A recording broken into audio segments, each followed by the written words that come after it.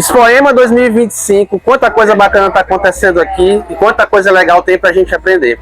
Hoje o canal de oficina veio conhecer a oficina de apicultura e meliponicultura. Não estranha essa palavra que parece ser um pouquinho complicada, mas o William Lacerda. Tudo bom, William? Prazer te conhecer. Obrigado por te receber aqui no canal de oficina. Prazer meu. O William vai bater um papo com a gente aqui, gente, hoje sobre abelhas. Essa tendência, né, William? Esse mercado que tem crescido muito aqui no Maranhão.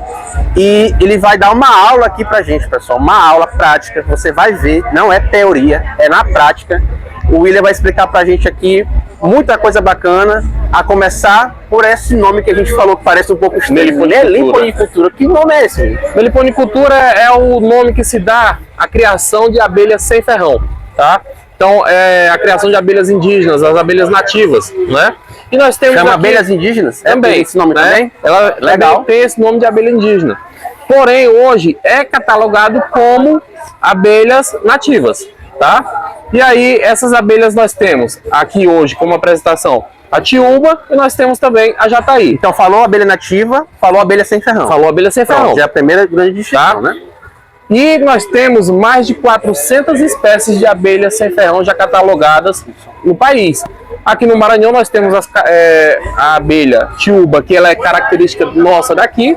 É uma abelha nativa do nosso estado, que hoje a gente encontra ela em outros estados porque foi traficada também, tá? Mas é uma abelha nativa do estado do Maranhão. Quando se descobriu a espécie, primeiro se vinculou com o Maranhão. Com o Maranhão. É tanto que o nome dela é tiúba do Maranhão. Muito bom. Tá? É uma melípona, tá? Melípona fasciculata Smith. Essa abelha, ela não possui ferrão, é uma das abelhas mais bem avaliadas do mercado. O seu mel tem uma característica fora do comum, né? Como é que o mel ele é avaliado, assim, pelos especialistas que As análises sensoriais do mel, né? Então o mel ele tem muitas características físico-químicas. O mel da tiúba, por exemplo, ele é um mel que tem maior umidade, ele é um mel que tem maiores leveduras, a viscosidade dele é menor, tá? É um mel que vai ser um pouco mais ácido também, um mel transparente, né? Seria aquele mel mais amarelinho? Ele é um mel mais claro, mas a tonalidade do mel, ela varia muito de acordo com a florada. Você pode ter um mel mais escuro, você pode ter um mel mais claro. Mas no caso das melíponas, geralmente elas produzem um mel um pouco mais claro, tá? Tem a tonalidade um pouquinho mais turva, né? Porém, são bem mais claras do que os méis de apis. Essa abelha, ela chega a produzir aí 5 litros de mel por ano, dependendo da florada, dependendo do manejo que você deu nela, entendeu? Tem apenas uma rainha e algumas centenas de operárias. Nós temos cerca aqui de 2.500 abelhas dentro de um ninho de abelha de tiúba. Quais são os cuidados especiais que essa espécie demanda, Will? Questão da alimentação no período de chuva, por exemplo. No período de chuva a gente tem que fornecer uma alimentação diferente para ela, tá? E essa abelha, ela vai ser... tem que ter um cuidado também com relação a ataque de pragas, como o forídeo. O forídeo é uma praga que ataca as abelhas sem ferrão. E ela entra na colmeia para se alimentar. Parece uma baratinha, um besourinho pequenininho, muito rápido, tá? E a gente tem que colocar iscas dentro da colmeia para que esse besouro ele seja atraído para dentro dessa isca e ele venha a morrer afogado. O que ele pode provocar na colmeia se ele não for combatido? A devastação da colmeia, a extinção da colmeia. Então o que vai acontecer? Ele entra e ele começa a se alimentar dos ovos e do alimento das crias, né, das larvas. Então esse seria um dos principais cuidados que o criador... Esse seria um dos principais cuidados. Dessa espécie tiúba. É cuidar para que não tenha Como é que ele identifica que tá tendo esse ataque? A gente consegue ver a olho nu? A gente consegue ver ele a olho nu e também consegue visualizar. Se você quiser chegar aqui um pouco mais perto, você consegue visualizar aqui nas crias. Então você observando aqui, você vê que as crias estão saudáveis, estão todas bem fechadinhas, né? E quando ela começa a ser atacada, as crias são perfuradas para que ela possa atacar, entendeu? Então aqui são os discos de cria dessa abelha. Aqui nós temos os potes de alimento, tá? Onde elas estão fazendo a junção do mel para que ela possa se alimentar futuramente. E o mel que a abelha produz, na realidade, é um estoque de alimento para que ela possa consumir no período de chuvas, não é? E se você retira esse mel agora no período que antecede as chuvas, você vai ter que repor esse alimento. Então tem uma época certa que o criador pode fazer essa retirada. Exatamente. Tá? Tem mel no período de chuvas? Aqui no Maranhão seria, essa época corresponderia a que meses do ano aqui? Na região que eu moro em Imperatriz, tá? Então na região que eu moro, varia de maio a setembro. Maio a setembro. Porque é o período que não está chovendo, é o período que tem florada. Então se tem florada, tem alimento para as abelhas. A gente consegue fazer a extração ela não depende só daquele mel que ela produz, ela pode ter outras fontes de energia. Ela vai ter outras fontes de energia e de proteína também. Tá? Essa estrutura que a gente está vendo aqui seria uma estrutura já que a gente poderia considerar suficiente para uma pequena produção, uma pequena criação dessa essa espécie? Caixa aqui é como a caixa. Essa caixa aqui, olha como é que a gente faz? Mostra pra gente aqui. A rainha aqui. Ah, que legal. Então, essa caixa maior, né?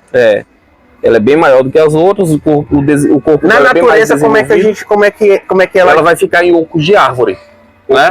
Então, assim, essa caixa é um modelo estudado pela Embrapa. Nós chamamos essa caixa de modelo IMPA, porque ela foi estudada pela Embrapa do Instituto de Pesquisa da Amazônia.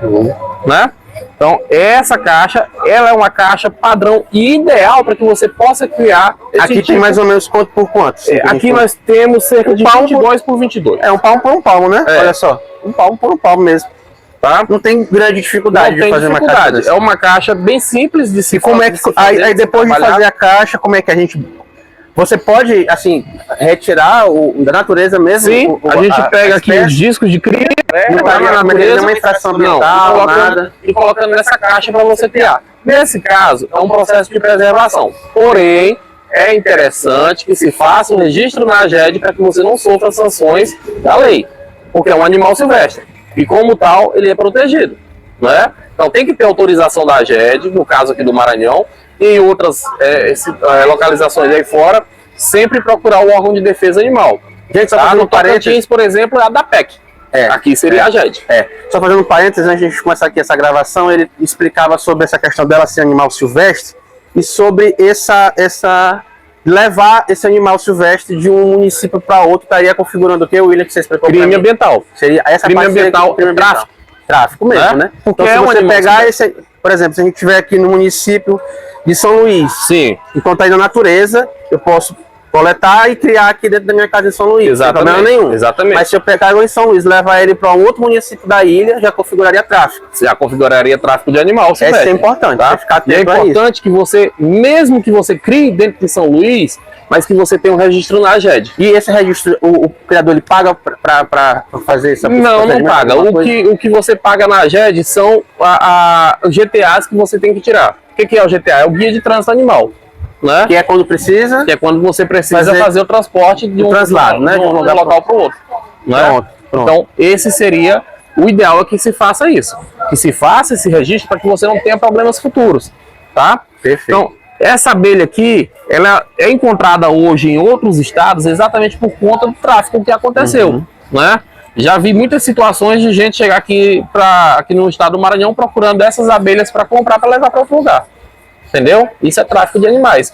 E hoje, existe a fiscalização, ela está batendo um pouco mais pesada em cima disso aí. Aqui nessa caixinha que a gente está vendo, como é que a gente faria para coletar o mel que ela produz aqui? Tá, eu vou fazer uma ideia. Vou fazer uma prática com vocês aqui. Olha só, gente. Geralmente... É uma aula, tá? Esse aqui é uma aula de verdade. Quem tem a maior quantidade de abelhas, né, para tirar com a seringa, fica um pouco mais demorado. Porém, aqui é somente essa caixinha, eu vou mostrar para vocês. O que se usa quem tem uma quantidade grande de abelhas? Geralmente o pessoal usa aquele sugador de dentista, tá? Então, aqui, ó. Olha o mel. Olha que maravilha, pessoal. Olha, ó. Que bacana, cara. Que legal. Tá? Se você quiser provar... Bem clarinho, hein? Bem clarinho. Prova aí. Posso botar aqui, provar? Pode. É você mesmo que vai tomar. Olha só. Olha, não só na Maria Braga, mas vamos fazer um teste aqui ao vivo, tá? Agora aqui, gastronômico.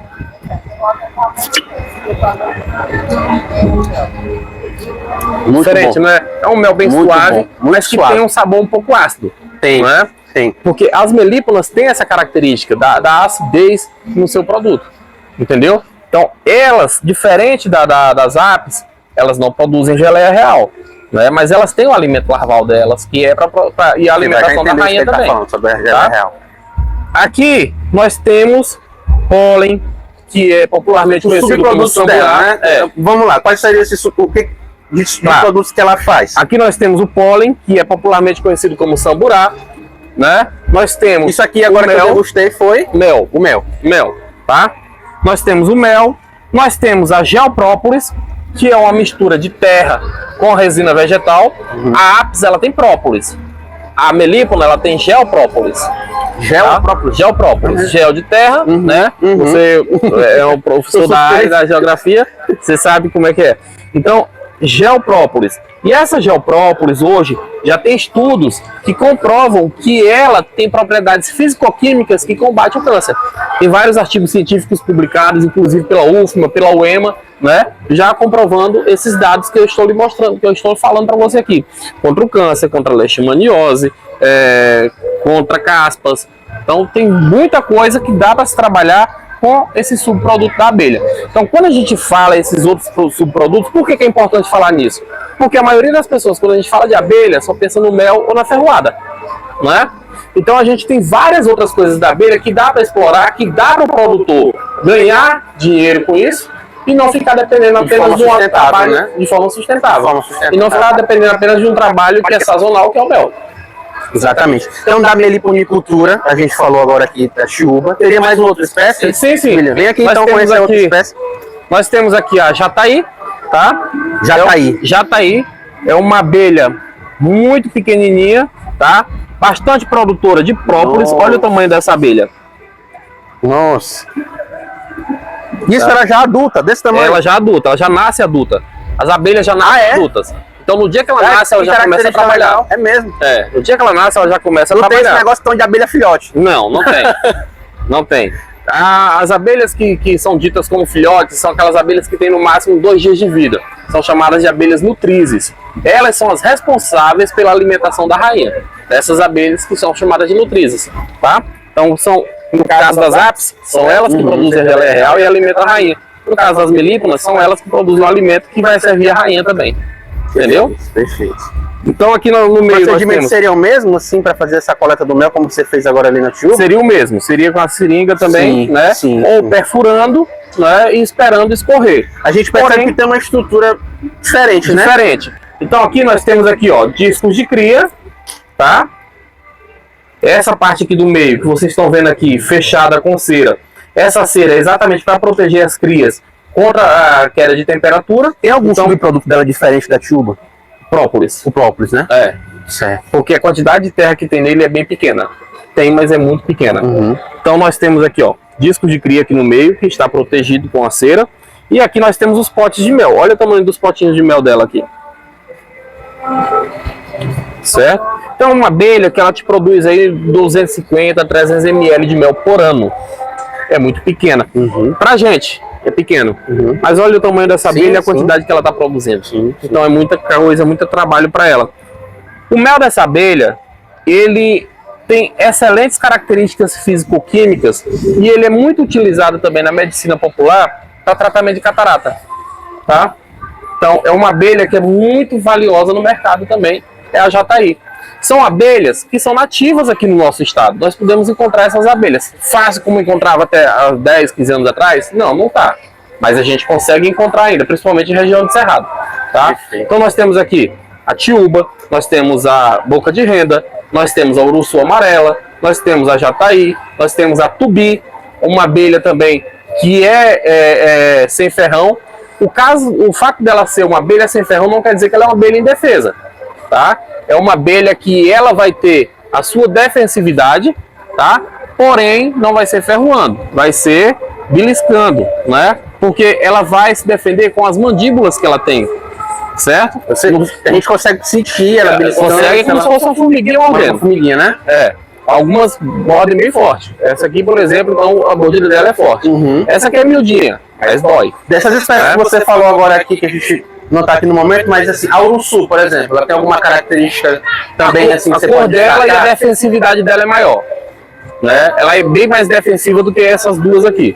A tubi é maior ainda a defensividade dela e ela vem beliscando sempre aqui nas vias aéreas, tá? É uma abelha pequenininha. Essa aqui é uma escápula trigona. A tubi é uma trigona.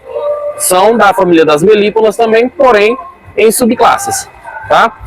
E nós temos também uma outra abelha, uma melípona, que apesar dela não ter ferrão, mas ela é uma abelha perigosa, que é a tataíra, chamada também de caga-fogo. Ah, tá. Esse apelido a gente conhece. É chamada essa aqui é a famosa caga-fogo. Exatamente. O que acontece? Essa abelha, ela se defende jogando ácido sulfúrico em você. É ácido mesmo. Ácido sulfúrico em você. E onde bate, queima. Entendeu? Então, é uma característica dela. Cada uma dela vai se defender de uma forma diferente. Então, como eu te disse, o fato dela não ter ferrão não quer dizer que ela é indefesa. Ela vai se defender, vai defender a família. E cada uma com a sua característica. Eu sempre acho uma forma de fechar o ciclo. Sempre acho uma forma, tá? Não seres vivos tão vulneráveis assim. Exatamente. Então, da meliponicultura, esses são os destaques, William, que você gostaria de fazer pra gente? Tá. Os destaques que eu tenho para mostrar para vocês são esses, que são animais silvestres, né? Animais silvestres, precisam de cuidados, né? Precisam ser protegidos e são protegidos por lei também. Então, quem tem interesse de criar esses animais, que procure o órgão de defesa animal do seu estado para que possa estar efetuando essa criação. Lembrando que a AGED é uma agência estadual, né? Isso. Assim, os municípios, eles fazem alguma ponte assim para o criador poder estar em contato com a AGED, facilita? Os municípios, cada município ele tem um escritório local, né? E esse escritório local é quem vai ajudar o criador no caso do cadastro. Que bacana, gente, que bacana. Olha, uma oportunidade mesmo muito boa de você estar conhecendo mais, direto aqui na Expoema, aqui com o William Lacerda, instrutor do Senar. William, vamos agora falar da apicultura, que é esse que é mais conhecido. Essa aqui, né, é bem mais conhecida no meio popular. Ela é conhecida como abelha italiana, tá? Porém, são abelhas africanizadas. E por que africanizadas e não italianas? Porque, assim, a questão italiana é uma questão cultural, tá? Porque as abelhas italianas realmente foram trazidas primeiro para o Brasil, né? Mas depois foram trazidas as abelhas africanas, pelo professor Warwick Kerr, que essa história todo mundo conhece. Né? A gente não conhece, não. Que história é essa, William? Não, o Warwick Kerr, ele era um pesquisador da USP, né? E ele trouxe as abelhas africanas primeiramente para Rio Claro, em São Paulo. E aí, lá, o que ele não observou, o que ele fez foi o seguinte: observou que essas abelhas lá na África, elas trabalhavam em regiões bem mais remotas, não tinha tanta florada como tinha aqui, e elas começavam a trabalhar bem mais cedo e produziam mais do que as abelhas aqui. Mas também eram bem mais defensivas do que as abelhas que já tinham aqui, que eram as italianas, né, que foram trazidas para cá em 1946, e por 1959 o Warwick Kerr trouxe as africanas. O que ele não observou é que essas abelhas, as africanas, elas eram migratórias, ou seja, elas mudavam de um local para o outro, e enxameatórias, elas se dividiam, né? Então, quando o enxame desse está muito populoso, tem muita abelha aqui dentro, a rainha observa que já oferece risco para as demais abelhas, para as demais filhas dela. Então, ela vai enxamear, ela vai pegar metade das crias, vai morar em outro local, e na caixa fica morando a rainha nova com as filhas. Qualquer abelha dessa pode se tornar uma rainha? Não. Elas se tornam rainha através da alimentação que elas recebem ainda na fase de ovo. Então elas já nascem princesas e após o processo de fecundação, elas vão se tornar rainha. Então já tem geneticamente uma disposição a ser uma rainha. Geneticamente a disposição. E a rainha, o que ela vai fazendo? Ela vai liberando feromônios que não deixam o sistema reprodutor das operárias se desenvolverem. Né? Então tem vários tipos de feromônios que elas trabalham. A rainha vai coordenar tudo isso. O comportamento, é um maestro, né? É um maestro. Né? Ela que vai determinar o que as operárias vão fazer. Entendeu? E como vão fazer. Certo? Então essa rainha, ela vive até 5 anos. E aí ela faz uma postura média aí de 2.500 a 3.000 ovos por dia. Tá? Por dia. As operárias, elas vão viver no máximo 42 dias. Certo? E a rainha vive até 5 anos. O que é que faz essa diferença de tempo de vida de uma para outra? É a alimentação que elas recebem. A rainha, ela é alimentada única e exclusivamente com geleia real, desde a sua fase de ovo até seu último dia de vida. Já as operárias e os zangões, eles se alimentam de pólen e mel. Vivem um pouco menos tempo, bem menos tempo, na realidade, porque vivem apenas dias, né? E o zangão, se ele copular a rainha, se ele for no ato sexual com a rainha, ele vai perder parte do seu sistema digestório e vai morrer no ato ainda. Então, quando ele insere a genitália dele na rainha, que ela é assim, quando ele insere na rainha, que ele tenta sair, e aí essas laterais abrem. Ele força para sair, o sistema digestório dele amarra na metade, fica preso na rainha. E ela faz isso exatamente para poder pulsar mais vezes e ela sugar o máximo de esperma possível para encher a espermateca dela. Isso vai garantir que ela tenha uma postura por mais tempo. Entendeu? São 3.000 ovos por dia. Então essa rainha, é comprovado que ela consegue fecundar com até 37 zangões diferentes. Entendeu? E esse voo nupcial... 37 de que forma, assim, de que ciclo? Esse voo nupcial, ele começa no 4º dia. E ela, no 9º dia de vida, ela começa a fazer a postura. Então, ela tem esses 5 dias aqui, para estar fazendo quantos voos nupciais ela quiser, para que ela possa fecundar com esses zangões. E assim ela encher a espermateca dela. Então, ela vai ter 2 ovários, certo? Um vai ter ovos fecundados e no outro vai ter ovos não fecundados. Esses ovos fecundados vão nascer abelhas fêmeas. Todas elas fecundadas vão nascer fêmeas. Os ovos não fecundados vão nascer machos, tá? Então assim, isso aí ela faz esse controle, principalmente para o período de enxameação. O período que ela mais libera ovos não fecundados é depois que começa a abrir a florada. Que é exatamente que ela sabe que vai entrar alimento para a colmeia e ela vai precisar enxamear, porque a caixa vai crescer. Então ela vai enxamear e ela precisa ter zangões na natureza. Como você falou, essas abelhas filhotes de até 2 dias são alimentos, né? Sim. Como você explicou agora mais antes pra gente. Não, elas produzem alimentos. Elas produzem alimentos. É. Ah, tá. Elas produzem então, alimentos. Eles não têm essa autofagia Não, eles não são canibalistas. Ah, tá. Eles, tá? Perfeito. Então, elas produzem alimentos para que a rainha possa se alimentar e as operárias também. Então, o que acontece? As abelhas campeiras, as operárias campeiras, elas vão para campo buscar alimento, o néctar, o pólen. Quando ela chega aqui, ela regurgita esse alimento para que uma abelha nutriz, que tem no máximo 3 dias, preparar esse alimento. Aí ela vai começar a exsudar esse néctar, né, para transformar ele em mel e colocar ele para maturar. Então, esse é o trabalho das abelhas nutrizes. E também depois produzir a geleia real, que vai ser produzida nas glândulas mandibulares dela. Então, os subprodutos que você está falando dessa aqui, dessa apicultura são a geleia real, própolis, pólen, não é produzido, mas é beneficiado pelas abelhas, tá? E nós temos também o mel, que é o mais popular, que todo mundo busca, todo mundo conhece, né? Mas nem todo apicultor produz esses outros produtos. A abelha está lá, está com os produtos, porém o produtor não explora, entendeu? E isso é uma coisa que a gente quer que o produtor comece a mudar na mente dele, para que ele veja que isso consegue bem mais recursos do que o mel. O mel, de todo o trabalho que ele dá, é o produto mais barato que nós temos da abelha. Tá? Aqui nós temos a cera também, que é a gordura expelida do corpo da abelha. Então, a cera qualquer uma produz. Qualquer uma produz, certo? Tá? Então, a cera, o que é? Ela é a gordura expelida do corpo da abelha em formato de suor. Entendeu? Então, no seu abdômen tem glândulas sebáceas, né? Glândulas serígenas, que elas começam a liberar em formato de suor. As outras abelhas coletam esse suor, vão limpar a abelha que está liberando sudando esse suor, né? E ela vai começar a processar ele para que ele possa ficar sólido e se transformar em cera. Tá? Então, para que ela possa produzir 1 kg de cera, ela precisa consumir 8 kg de mel. Certo? Então, é um produto produzido pela abelha também. Um outro produto também que poucos apicultores estão se atentando, mas já está começando a trabalhar, é a apitoxina. Trabalho de coleta de veneno das abelhas. Esse aqui é específico da apicultura. Esse específico da apicultura. Tá? Então, como é que eles fazem isso? A gente coloca máquinas de choque sobre a caixa, né, sobre a colmeia, não pode usar fumaça nesse momento, e aí ela vai liberar, ela tem uma placa de vidro com metais em cima desse vidro. Esse metal é que vai liberar o choque. A abelha vai tentar ferroar, porém o ferrão dela vai bater no vidro e vai voltar para dentro dela, então a abelha não vai morrer, certo? E aí a gente consegue extrair o veneno dessa abelha, depois a gente processa ele e vende para as farmácias de manipulação. 1 grama de apitoxina hoje no mercado está custando média de 250, 280 reais. 1 grama. Uma caixa dessa, bem populosa, com 80 mil, 120 mil abelhas, vai produzir aí cerca de 0,7, 0,8 gramas de apitoxina.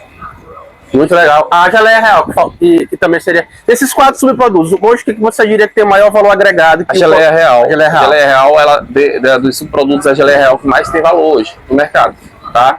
1 grama de geleia real hoje aí tá custando média de R$60. E William, e hoje quem quer começar na apicultura, na meliponicultura, qual é a orientação que a gente deixa assim para finalizar esse papo maravilhoso? Olha, o Senar... Assim, você pode deixar seu contato, como é que a pessoa pode começar a compreender esse ramo para empreender e para poder conhecer esse mundo de conhecimento aqui que é? Dentro da plataforma do Senar, nós temos aí cursos online que dá para trabalhar com apicultura e meliponicultura, ensinando a fazer os manejos. Esses cursos são gratuitos? Esses cursos são gratuitos, todos eles são certificados também, entendeu? E nós temos os cursos presenciais, que a gente também ministra. Além de instrutor, também sou técnico de campo. Eu acompanho 25 apicultores e meliponicultores em Açailândia, tá? E aí nós lá temos é a tua região de atuação direta. É a região de atuação, assim. Exatamente. Rodo o estado todo, porém ministrando cursos. Lá eu acompanho diretamente os produtores para dar assistência técnica. É aquilo que a gente viu agora mais cedo aqui no Senar, que é assistência técnica e gerencial. Gerencial. É um diferencial que o Senar tem. A gente trabalha mostrando para o produtor onde que está sendo os gargalos dele, onde está sendo os custos de produção ali do caso concreto dele mesmo, né? Na propriedade dele, ele pegando na mão dele, acompanhando, e botando para fazer, certo, né? Fazendo as anotações, acompanhando tudo direitinho, exatamente para que a gente não tenha falhas e o produtor saiba o que realmente ele está produzindo. Porque muitas vezes o produtor ele vai lá, ele extrai o mel, ele vende tudo, mas ele não sabe quanto que ele ganhou. Ou então ele sabe quanto ele apurou naquela venda, mas não sabe o que ele realmente gastou. Então ele não sabe se ele está devendo aquele mel. E o que acontece na maioria dos produtores hoje, né, que não fazem esse gerencial, que não fazem essas anotações, é não saber se realmente ele está ganhando alguma coisa. Entendeu? E a gente mostra isso para o produtor na prática. Você está ganhando, você está perdendo. Onde é que você está errando? Vamos controlar aqui. E aí a gente vai fazendo esse trabalho. Nesse processo desse contato com o Senar, assim, por exemplo, se estiver em outra região do estado, por intermédio de que órgão o produtor solicita a assistência do Senar? Seria o sindicato? O Senar, ele pode diretamente entrar em contato com o Senar sem intermediação. Ele tem que buscar os sindicatos dos produtores necessariamente. Rurais. Sindicato do produtor rural, não é do sindicato do trabalhador, sindicato do produtor rural, que são os sindicatos patronais. Né, os sindicatos rurais, são os patronais.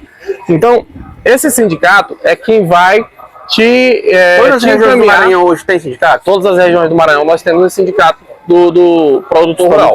Né? E a maioria dos municípios. Então, em outras palavras, o produtor só fica sem assistência se ele quiser. Sim. Tá? Hoje o Senar ele está com 350 técnicos. 350 técnicos e a tendência é a gente chegar a 500 técnicos agora até o final do ano. Estão sendo feitas seleções, o sistema do Senar está aberto para o seletivo, para que as pessoas possam se inscrever e assim elas possam vir trabalhar dentro da nossa família também, da família Senar. E é isso. E aqui a gente está na Expoema, William, só quero te agradecer, muito obrigado. Obrigado você. Pela aula que você deu aqui pra gente. Muita gente, assim, a gente fala com muito carinho com a educação básica, né, com o ensino médio, então assim, muita gente teve uma noção do que você está falando através das aulas de biologia, né, no ensino médio de ciências, mas ficou sempre naquele campo da teoria, da lousa, e hoje a gente teve essa oportunidade de estar te recebendo aqui para ver muito do que a gente não viu e poder estar conhecendo mais. Então, para concluir, vou fazer um convite aqui para vocês que estão assistindo a gente. Compareçam aqui no Parque de Exposições. É isso. Né? Venham, acessem o site do Senar, né? A gente vai deixar aqui no link aqui do vídeo. Vai estar lá no link, o site do Senar, os QR Codes, né? Para que vamos deixar para vocês aqui também. Venham fazer parte dessa família, vem junto. É isso, gente. Muito obrigado. Senar é um mar de oportunidades. Um grande abraço para vocês. Muito obrigado mais uma vez, William. Tchau, tchau. Até a próxima, tá? Nada, valeu. Valeu.